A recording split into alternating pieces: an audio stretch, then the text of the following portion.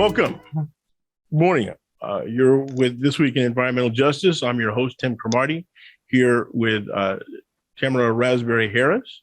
And we have a distinguished guest here today, Ms. Surlene Grant. Welcome. Thank Ms. you. Grant is the first African-American and person of color elected to the City Council of San Leandro. She helped enact the city's first inclusionary housing policy, requiring 15% of all new homes built that are to be affordable to lower income residents. She helped establish a local purchasing ordinance that supported small business. She worked to diversify city staff, bringing new leaders into City Hall, bringing up the old boys club. As an elected official, Surlene Grant has worked at the county level as chair of the Housing Authority of Alameda County and with the Alameda County Transportation Commission. She has also served as Supervisor Wilma Chan's appointee and county representative on the oversight board for the successor agency of the former San Leandro Redevelopment Agency. Ms. Grant has served on the board of directors of the San Leandro Chamber of Commerce. She's a founder of the San Leandro African American Business Council. As principal of the EnviroCom Communications, she partnered with local governments and organizations to build broad community coalitions around major local housing and infrastructure projects, including Kaiser Oakland Hospital, BART projects, and Mandela Gateway affordable housing. In closing, she is a longtime housing advocate, former press secretary for Speaker of the Assembly, Willie Brown, former staffer in the state Senate, and currently a candidate for the Alameda County Board of Supervisors. So in addition to her state service, she has an extensive background, as I've said, in local government. She's worked for City of Oakland's Public Works and Transportation departments and managed communications and public information during the response and recovery to both the Loma Prieta earthquake and the Oakland Hills fire. Her performance during those crises led to her appointment as the instructor at the FEMA National Emergency Training Center. She's with us today to discuss the impact of transportation policies on the African-American and low-income communities. Ms. Surlene Grant, welcome. Thank you for joining us today. Thank you. I'm glad to be here. It's good to see you both. And what is that behind you on your screen? The Surlene Grant, what is that? It's the Surlene Grant Community Room, Tamara. And in last fall, in November 2021, the city of San Leandro dedicated a brand new community meeting room, the kind of place you rent for birthday parties with the kitchen and all that, in my honor, with my name on it. It's on East 14th Street. So you go down East 14th and you see the Surlene G. Grant Community Room. And you too can rent it out and have a birthday party. I don't have keys to my community room. Excellent. You seem too young to have a room named after you, right? Usually. Thank you. Yeah, usually, well, that was part of it was about a 2-year public process. And the point was raised that I was not dead. I was still alive. That was one of the points raised in the discussion. For which I never went. I didn't attend those public meetings for reasons you could if somebody's going to talk about whether you're dead or alive, can you imagine the other comments that were being said as well? Yes. So I thought it best for me not to go. Well, Ms. Grant, while we're talking about that, let's just jump on into the discussion. What work did you do that led for the city of San Leandro to name this room after you? So I was the first person of color, and maybe you said that, Tim, I'm not sure, but I was the first person of color to be elected in San Leandro, to the San Leandro City Council, and started with an appointment, and I was the first person appointed in 1998, and then I was elected in 2000 and again in 2004. Mm-hmm. And with that, San Leandro has a very bad reputation, infamous reputation for being a very racist city. They used to call San Leandro Clan Leandro. I didn't know that when I moved there. I moved there from Oakland. I'm a Bay Area native and I grew up on the peninsula, found my way career-wise to Oakland, was living and working in Oakland and looking for a more affordable place to live or buy. And San Leandro had that opportunity for me. So I moved here. Was still very active in Oakland, but living in San Leandro, then some things happened and I got more active and more involved in San Leandro and got elected and so forth and so on. And during that time, I worked on housing policy. At the time, the only subsidized housing in San Leandro, like each city is required to put into a pool. San Leandro put into a pool outside of San Leandro. So our contribution to affordable housing, subsidized housing, was outside of the city, and people were proud of that. And so, like, we're not going to house our own people. What are we not doing here? So I worked on housing. You could count the people. You could count the people of color. You could count the Black people. I think there were 4 who worked in City Hall. Mm-hmm. And you could count the Black folks with position on the police department. And so I helped diversify the programs. I helped make people realize that the city demographics had changed, and our response to people had to change. In 2001, after 9/11, this is why I can always remember this. We had a service guide. It's a little brochure that folds 15 times so that you put it in your pocket. And someone suggested that it be translated to Spanish. And we had to take a city council vote in the fall of 2001. We had to take a city council vote to have that document translated to Spanish. And so now the conversation is, well, do we have the budget or the whatever to translate something to 4 different languages or whatever? And if I hear that conversation, I have shown up and I've said, to the existing council, you can do what you want, but know the history that there was a day we had to vote to have something so that people in our town, and I always remember that, because if there was ever a time people needed to have information available to them in whatever language, it was in 2001, in the aftermath of 9/11. Just like right now, in the aftermath of COVID, we need to make things available, information available. Right. So I could go on and on and on, but that's not why you got me here. Yeah, well, we were talking about your work on transportation planning, and some of the, you have a long storied career of working on transportation projects, right? Big building projects around Oakland and San Leandro that required planning around the transportation, and the impact of that planning on community of colors. So what, at with your career, what have you learned? What's your understanding of some of the harmful impacts that transportation planning has had on communities of color, specifically like Black communities in California?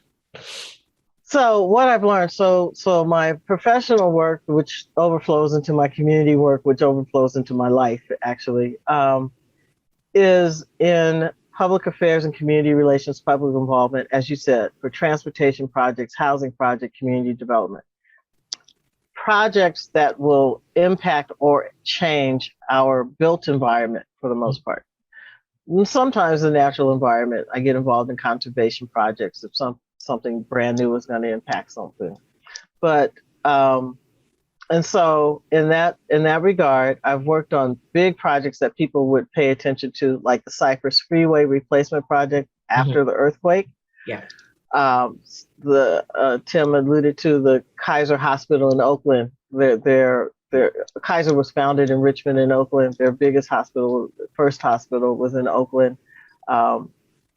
And they needed it seismically safe, make it seismically safe. There were some state requirements. So I worked with them to demolish the old and the impacts of it. So the environment around there was parks and commercial and residential. So when you demolish, you can think about the dust and all of that. And then siting and building the new. And when you think about building the new, again, it's noise and dust. And then it's also reconfiguration of the traffic patterns, right? Where you used to go down MacArthur and turn left to go to the hospital. Now you go down MacArthur and turn right, or whatever. Things change. So people's traffic shifts.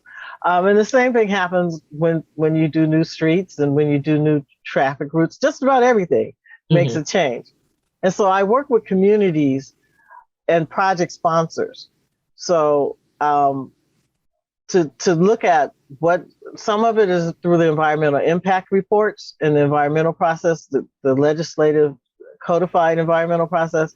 But a lot of my work is before that, so that projects can be successful, so that we can find the win-win between the project sponsor and the people who that project is supposed to benefit. And it became a niche for me early on. I started this work when environmental justice was a movement.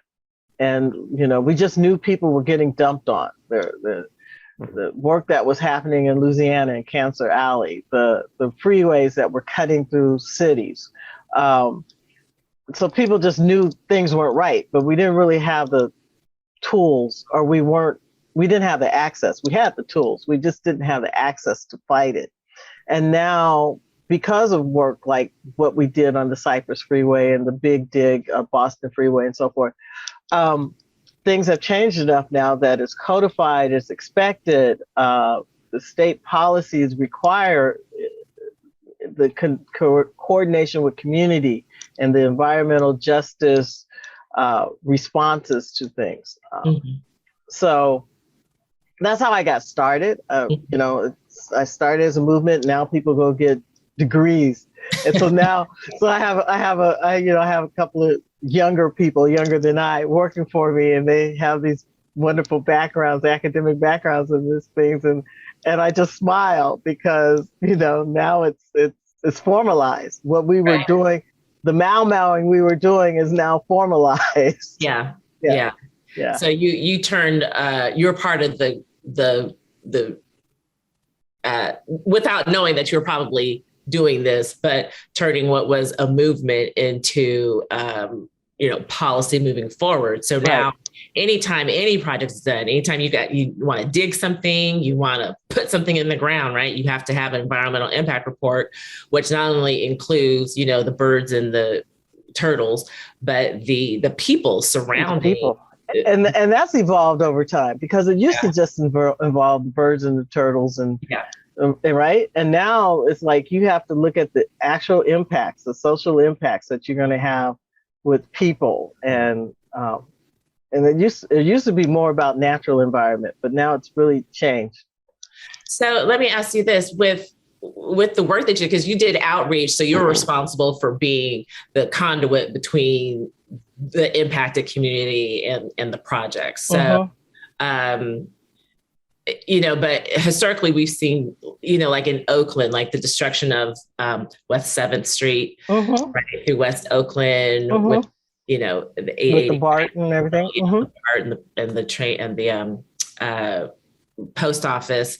And then historically, right, Fillmore in San Francisco, completely decimated when they ran a freeway right through the middle of the neighborhood. And that was a Black neighborhood they picked to that was a long time ago, but is it lip service? Like are the considerations of the community actually made in the design of these projects and acted on? Or it's like, okay, but we're still gonna put this street this way, or we're gonna, cut this block in half or make it one way and divert traffic anyway, regardless of what happens.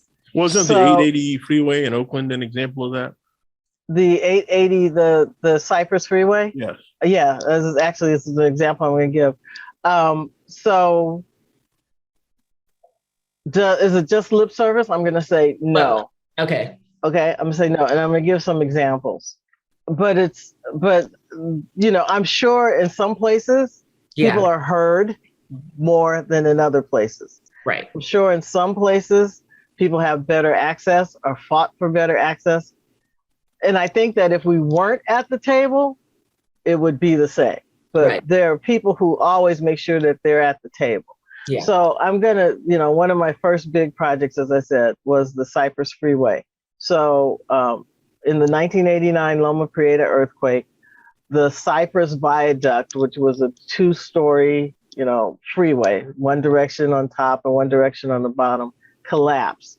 And it had been built as BART had been built through the community and the West Oakland community, which was predominantly Black because people came there from the train early in the Pullman porters in the train station days and so forth and so on.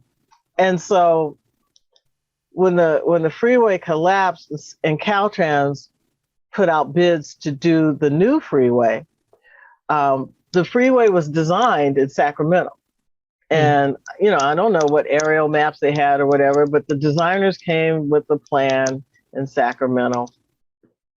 And it was going to go right through the community and so forth. And people rallied against that.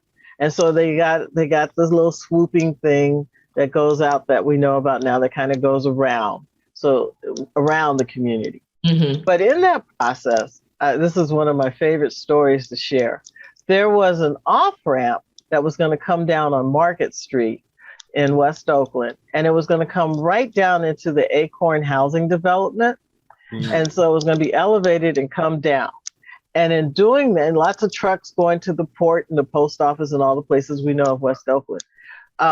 Community members were concerned because what happens if a truck lost control? What happened if, some kids, just too much conflict, possibility of too much conflict between trucks and residents of a low-income housing development, right? So people in Sacramento probably didn't care. So the community was rallied around it. We're not going to have it. We're going to, chain ourselves to fences. They were just really, really, I'm saying that lightheartedly, but it wasn't lighthearted. This was true. This was true passion. And so there's a gentleman in the community at the time named George Bolton, who is a civil engineer. And this is before everyone had CAD systems. And he had onion skin paper, which is a real transparent paper. And he drew an alternate plan that had an alternate exit and brought it to me. And I took it to the director of Caltrans, District 4 at the time, a gentleman named Harry Yahata. And Harry's looked at it and said, it's not how we typically do things, but I'm not saying we can't be done. This might be able to be done. And what we have right now in West Oakland from that freeway, where the off-ramp now comes off that Market Street and goes back along kind of under the BART tracks, and right? Yeah, I know exactly what you're talking about. You know exactly what I'm talking about? That was community. That was, and that shows to me, again, like I said, environmental justice was a movement. That was a movement of people who said, we're not going to take this and have this in our community. There are better solutions. Let us show you a better solution. And that's what we got. And so I get excited because I think that's what this environmental justice movement should be about. That people should be able to design and discuss the impacts on their own community. They should be involved. And we don't need designers in Sacramento. We need them in Sacramento, but we need them to come and talk here. When I was on the city council, AC Transit wanted to, and they have, build out the bus rapid transit system. And so again, someone designed it somewhere. And when it came to my part of San Leandro, South San Leandro, the streets, the blocks don't line up. So you could have 137th Street here, like East 14th coming through, 137th Street here, and the rest of the 137th Street here. You have to do a zig and a zag. Yeah. So the blocks don't line up, right? So when they were putting in like where the bus rapid transit would be and where the stops would be, at a couple of places it actually just stopped the cut through, and it stopped the access to businesses. Felt like it stopped the access to business. Yeah. So not necessarily a community of color, but I have a pretty colorful neighborhood. Yeah. I do actually have a pretty colorful neighborhood. So again, community voices rose up and said, we don't like this. You aren't doing this. And I stood in a place as a policymaker against AC Transit, bringing bus rapid transit all the way through San Leandro, all the way down.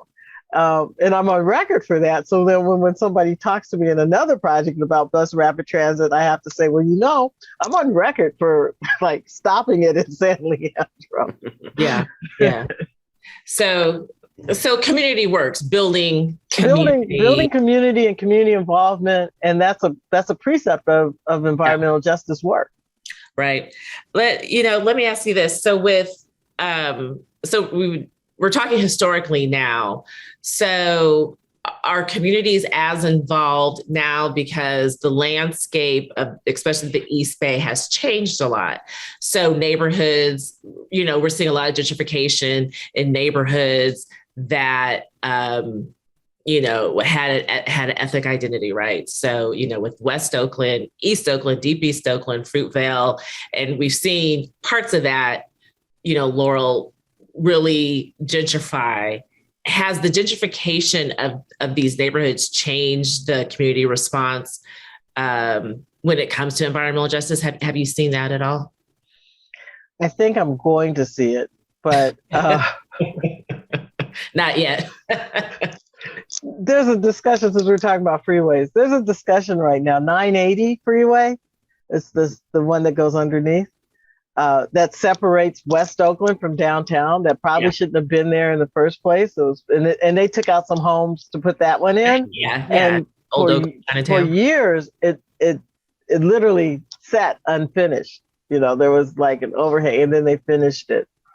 But there's a conversation now, not actually project. I haven't followed it closely recently. Conversation now to bridge that, to get rid of that expressway and bridge it so that West Oakland and downtown are joined.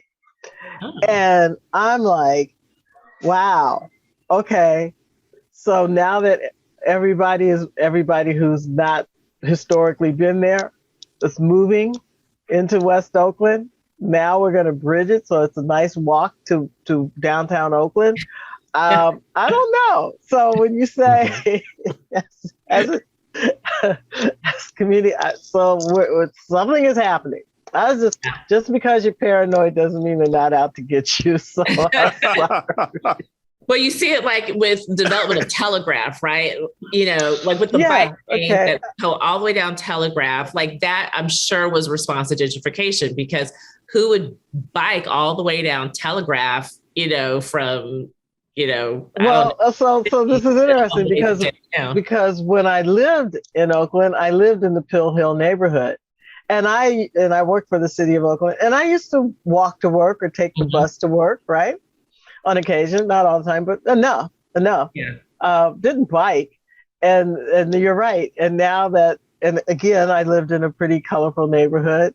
And when I say colorful, it's not always just Black. Sometimes it's Black and Latinos, and so that's why I say colorful, because we're just all there. And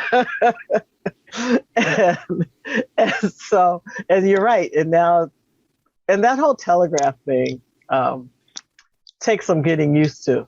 It does. I think that there needs to be a whole public education on, because they've cut down the lanes. They cut down the lanes, and they put the bike lane between the sidewalk and the parking. It's not good. It takes some getting used to. It takes some getting used to, because you see cars stopped in the middle of the street. And the first time I was on Telegraph after they made the change, I'm stopping behind a parked car thinking I'm waiting in traffic. And then I realized, oh wait, these are all parked. But I do know that there was some talk about, like doing that on another street, like, East 14 or International and some other streets. And I followed the community chatter, and the community people were like, look, you see what happened to Telegraph. Don't let them do that, to our neighborhood. So there's some, the old people that have been, not the old people, but the long-term residents that have a history in the neighborhood versus those who are just moving in and say, oh, this could be improved. We could have bike lanes. And they're starting to push back. The conversations are happening. Yeah. It's not really a pushback, but it's like, we'll consider how this changes, not just access for, those who want bikes, but, parking. And when you live here, and people who have, elderly, and now they can't just pull up to a curb. Now they have to like walk, 5 feet, to the curb. And so they've done a similar design on Middlefield Road in Redwood City. But it's a little different, because in Telegraph, as I remember it, you just have the parking, like you said, so you think you're in a lane. And Middlefield Road in Redwood City, they have kind of a bulb out that that kind of extends the sidewalk to the edge of the car. So you have more of a sense of a demarcation that this really this is parking and sidewalk, this is lane, you know? So it makes a big difference. Yeah. And in that particular neighborhood, there's a lot of Latinos and a lot of walking. And so that, you know, that serves that community differently. Yeah. And the layout is just a little different too. But so I think that modification to how we know streets to be planned is something is constantly changing a little bit. They're perfecting it. And I think it's going to require some public education on our part, like on the public, like, how do you navigate this? This is just totally different. You know, it's just like things high tech, right? There's a certain generation that all things high tech, I'm in it. All things high tech are a challenge. And there's another generation where all things are like tying your shoe. This is what we're supposed to be doing. You're right. So there's going to be a generation who says, oh, this is how you're supposed to park your car. And there's another generation like Tim, I don't like it. I just don't like it.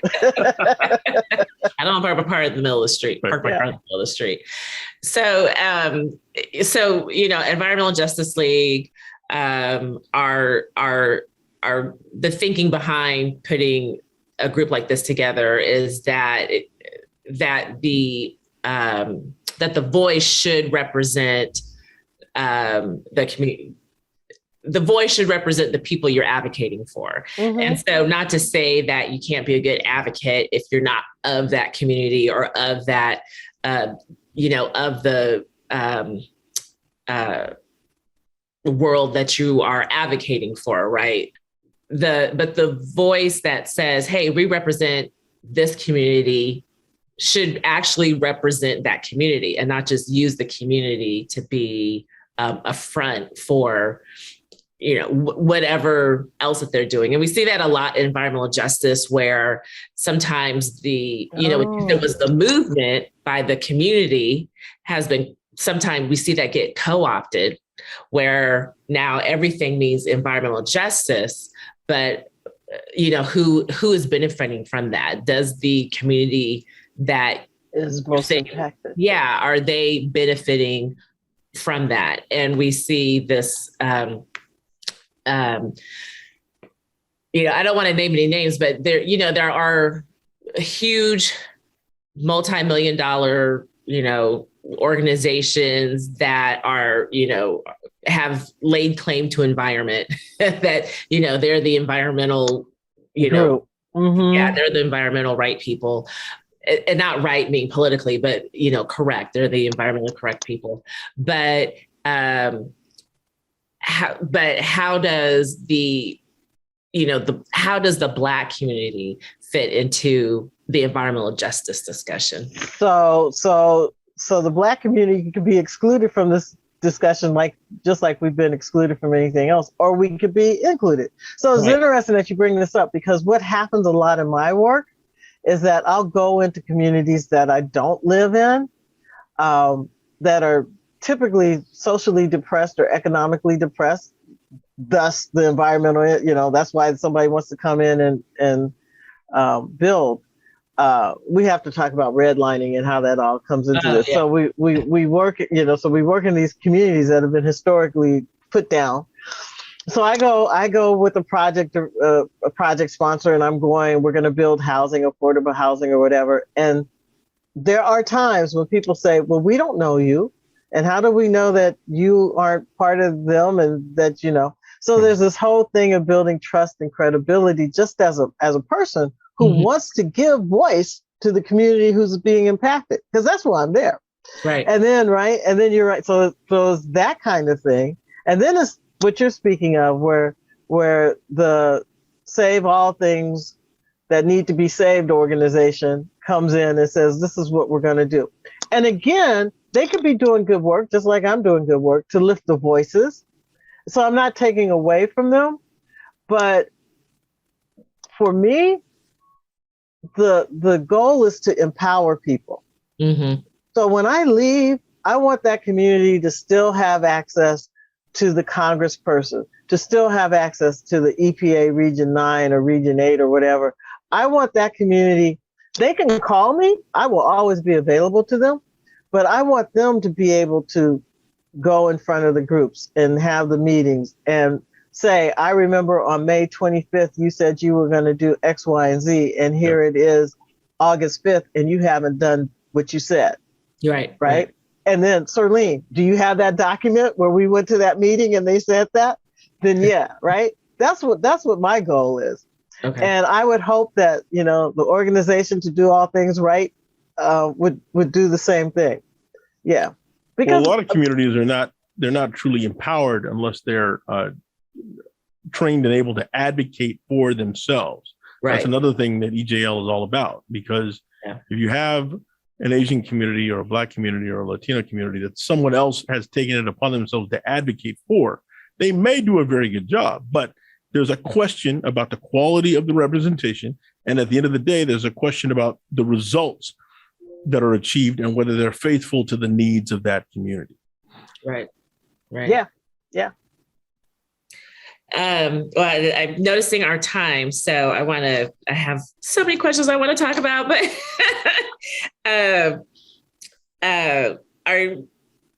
are you working on the Port of Oakland at all and what's going on down there? Because that's a huge issue. Not the issue about the A's stadium, but just about how the Port of Oakland is, like a huge source of air pollution in air West Oakland. And how is the community working to mitigate that? I don't know if you have any experience or any background on ports and how they affect our community. Well, specifically, I have a great amount of background on the Port of Oakland and how it affects our community, the West Oakland community. In full transparency, the Port of Oakland is a client of mine. Mm-hmm. And so when I talk about bringing people to the table, I am frequently asked to moderate and facilitate meetings with West Oakland leaders.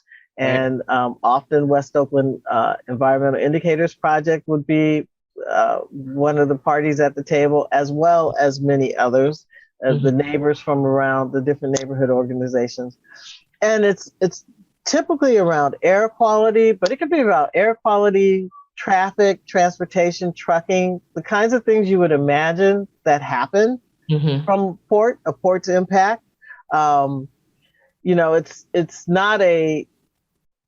It's a commercial industrial port. It's not a cruise line port. So it's not people coming to go off to Hawaii or whatever, but it is huge, long ships coming in to go clear across the oceans of the world. Right. And when those huge ships come in, so there's been a change. New technology is great for making making improvements to our environment. There's been a change with ships. Like a lot of ships were diesel, and they had all that soot and whatnot blowing into West Oakland, and it was horrible for air quality and asthma and all those impacts. So West Oakland has highest asthma rates in the county, if not the state. I should know, but in this moment, I don't know. I don't want to be wrong.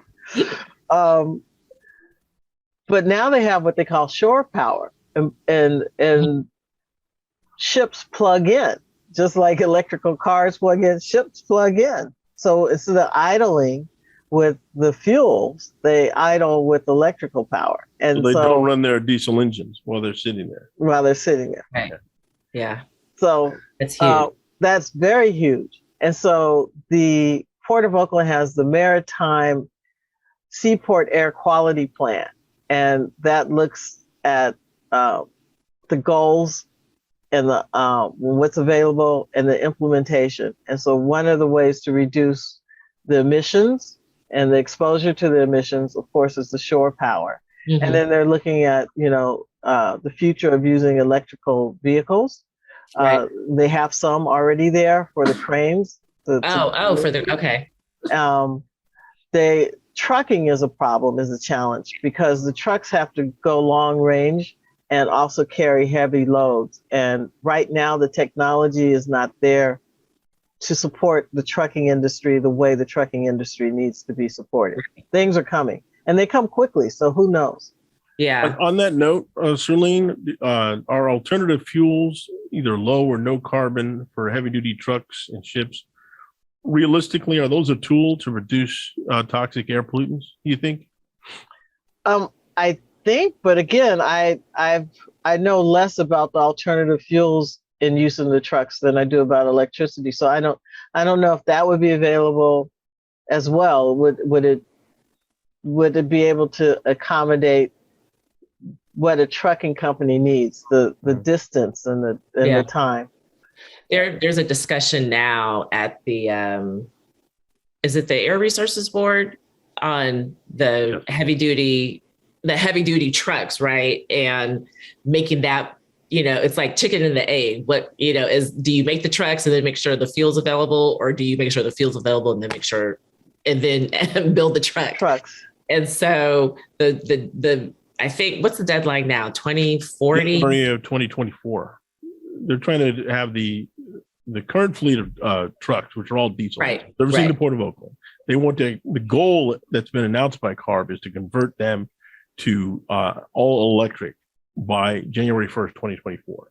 Right. And there's a question, which I think would help drive the discussion here. Right now there's a total of 10 for the port of, I think it's the Port of Los Angeles.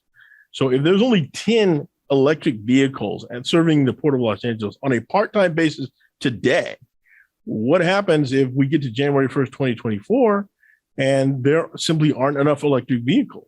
Exactly. And that's the discussion that's been at the table, because they look at the truck companies look at their cycles on the port, at the port, not even just going back and forth. They have, the hours that they are, 7 to 3 and 3 to 7 and, 7 to 3 again, 24/7 operation. Like, what's available? How long does it take for something to charge? Mm-hmm. Right? Because it may, you may need to be gone and be off dock, and you're here charging or whatever. So it's very complicated. It is. And there's also a question about whether they're going to be able to ramp up production of these vehicles in time to meet that objective, because you're talking about a need for thousands upon thousands of trucks. And, a lot of the a core component of these electric batteries is cobalt, which is mined in the Congo and Africa. So that's a long and expensive process. There's reason to think that there might be a problem in terms of the availability of these vehicles. Mm-hmm. And so as a practical matter, the question for you and your experience is, what's likely to happen? Are these transporters simply going to get a waiver? What will happen? I think it would. I mean, you guys referenced this by talking about the Air Resources Board. I think there'll be a waiver. I mean, there's frequently waivers and extensions on deadlines because of just this kind of thing. It's evolving technology, an evolving marketplace. Right. And then so then when I say the marketplace, right? So then we get the technology, but then I'm just saying, I don't know. Will the gas people let go? That's a good question.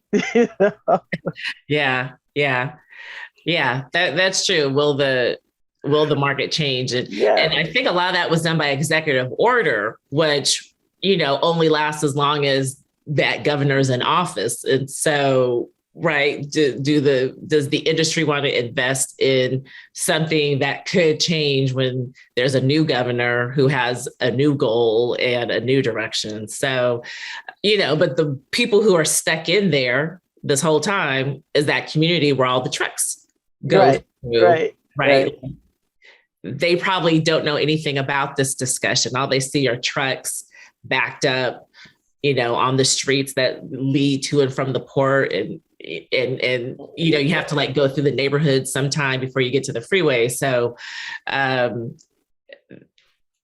the kids still have asthma, they're still sit on the windows. They still sit on the windows. They still can't go down the street at 3 o'clock because there's 15 trucks lined up. Yeah.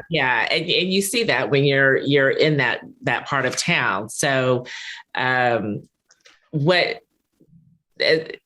I consider you a community activist. So what should community do in the meantime while, the ivory towers are having this high level discussion? What can the people do in the meantime? The people can insert themselves into those discussions. Right. So especially when we're talking about like the Air Resources Board or the port and the port commissioners, there is a public engagement process that people should show up for. Right. Or write if they can't show up, because a lot of these meetings are like at 10 o'clock in the morning, and pre-COVID, a lot of people couldn't show up because they were at work. Right. Now with Zoom, it might be a little different, but people should show up and make it known that they're watching and they're paying attention.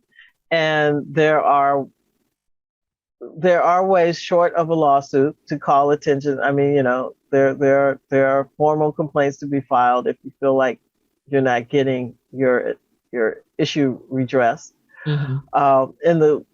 In particularly for the Port of Oakland, there are several avenues for community members to plug in. I mean, that's why I'm working for them. So there's no real need to go hard and say, oh, I'm going to file a complaint. You can pretty much get access to any policy discussion that's going on about any of these things. The air quality plan, the operations of Howard Terminal,